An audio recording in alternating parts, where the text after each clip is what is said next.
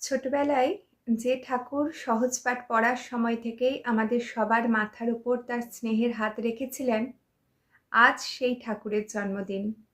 আজ রবীন্দ্র জয়ন্তী। রবীন্দ্র জয়ন্তী উপলক্ষে আমার ছোট্ট নিবেদন। অংশুমান করের লেখা কবিতা রবীন্দ্রনাথ।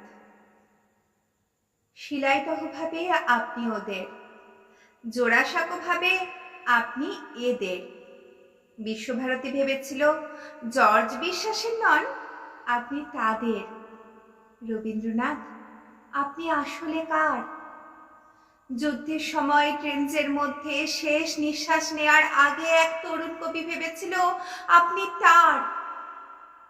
বক্তৃতার মাঝে আপনি যখন হঠাৎ মাথা উঁচু করে দাঁড়ান, তখন এক মুহূর্তের জন্য হলেও মন্ত্রী ভাবেন আপনি তার।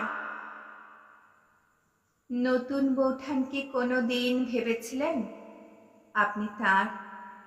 রানু, রবীন্দ্রনাথ, আপনি যে ঠিক কার, সে প্রশ্নের উত্তর বাঙালি আজও পায়নি। দাদামশাই ভাবেন আপনি গোড়ার রচয়িতা, আপনি তার। বাবা ভাবেন আপনি বানিয়েছেন শ্রীনিকেতন, আপনি তার।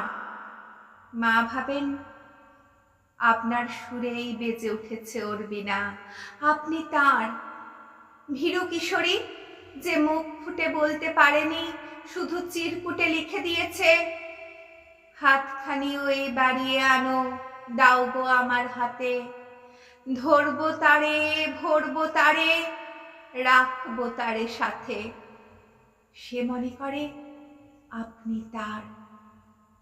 আর কফি হাউসে টেবিল চাপড়ে রাগী তরুণ ঘোষণা করে আপনি আসলে মাত্রাবৃত্তের।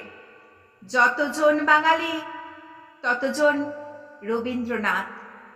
শুধু একদিন শিলাইদহের রবীন্দ্রনাথ আর জোড়াসাঁকোর রবীন্দ্রনাথের, বিশ্বভারতীর রবীন্দ্রনাথ আর জর্জ বিশ্বাসের রবীন্দ্রনাথের, দাদামশাইয়ের রবীন্দ্রনাথ আর বাবার রবীন্দ্রনাথের, আওয়েনের রবীন্দ্রনাথ আর মায়ের রবীন্দ্রনাথের, ভীরু কিশোরীর রবীন্দ্রনাথ আর রাগী তরুণের রবীন্দ্রনাথের দেখা হয়ে যায় সেদিন 25শে বৈশাখ। নমস্কার।